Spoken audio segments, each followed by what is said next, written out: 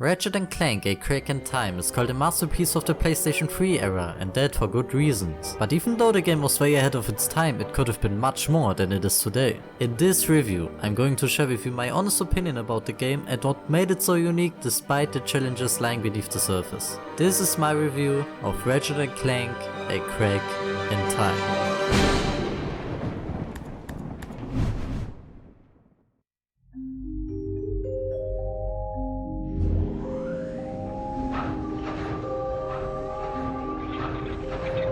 Have I ever told you about my son? Remarkable boy. Quite smart. He was born in a robot factory in the Solana galaxy. But to be precise, he was created much farther away. My son's name is XJ0461, but the universe knows him as Clank.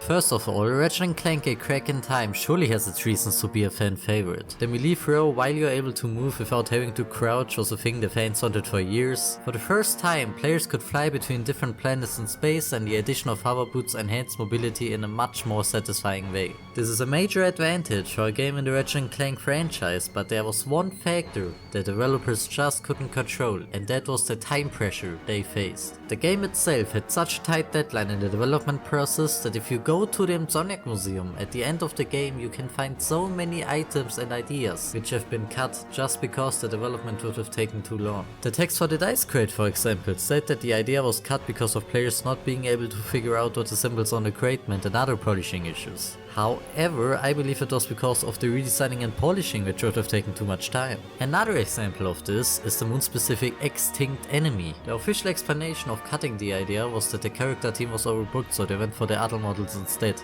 To me, this just sounds like a polite way of saying sorry, we ain't got enough time, so you just gotta live with what we already have. And talking about that, I hate you. Yet as another example of this, we can take the Stellar Leviathan, where they literally said they couldn't get the animation fixed in time and they needed a time to get the space combat working correctly. Weapons such as the Razor Talons were cut from the game too, because they were lacking the time to get all of the cool attacks necessary to make this weapon fun. All of this is the result of Insomniac Games' 2-year development cycle for the games of Ratchet and Clank. A Crack in Time was released in October 2009 following the release of the recycling game of Tools of Destruction called Quest for Booty, released in October 2008. This also means that Insomniac Games most likely had around 18 months or less for the development of A Crack in Time, which is relatively short compared to the scale of it. And I'm not going to judge a game based on what it could have been, but I'm pointing out that without the time pressure they were facing, the game could have had the potential of becoming even greater. They were also working on other major titles like Resistance 2, and it's clear that resources were thin. Many people see it as the diamond of the Ratchet and Clank franchise even to this day and say that this is their favorite Ratchet and Clank game. To me, it's just sad that because of Insomniac popping out Ratchet games annually at that time to probably meet the expectations of Sony, that they didn't meet their own. And this can be seen throughout other Ratchet games in the franchise too.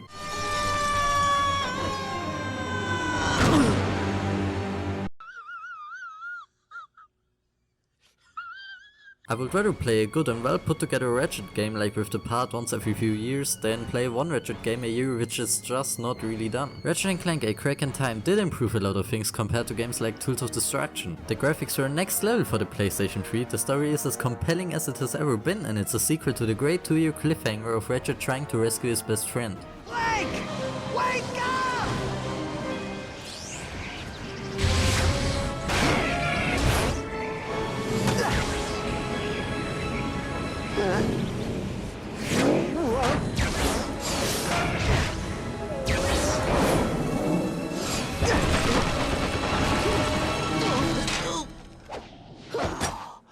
Hello, Ratchet. Plus, the game itself plays really well and has a decent amount of replayability if you want to get all gold bolts and stuff like that. If somehow Insomniac might have taken an extra year to fully polish and develop their ideas for A Crack in Time, some of the cut content would have made it into the game. We could have seen more experimental enemies, more complex puzzles, and even more expansive planetary exploration. In hindsight, Ratchet and Clank A Crack in Time may have had a tight development schedule and deadline, but that doesn't take away from the fact that it's one of the best games in the series. It shows what can be achieved under pressure, but it also leaves us us wondering what could have been if Insomniac had been given more time to fully develop their ideas. And now, over a decade later, we can see perfectly how good of a job Insomniac Games does without any deadline difficulties and issues with the relatively new Ratchet and Clank Rift Apart. What's that? A kraken?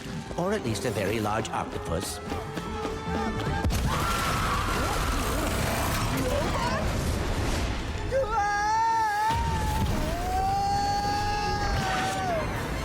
I will never get used to that.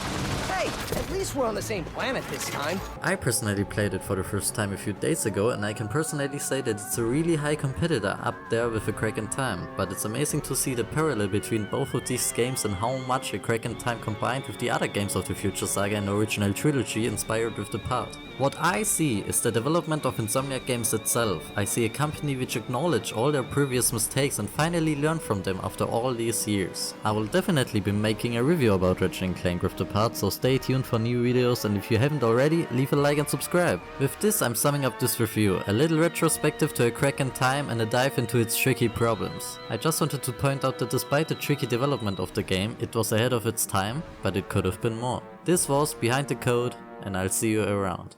What about the Lombaxes? They're not in danger. They've just moved on. And we'll find them.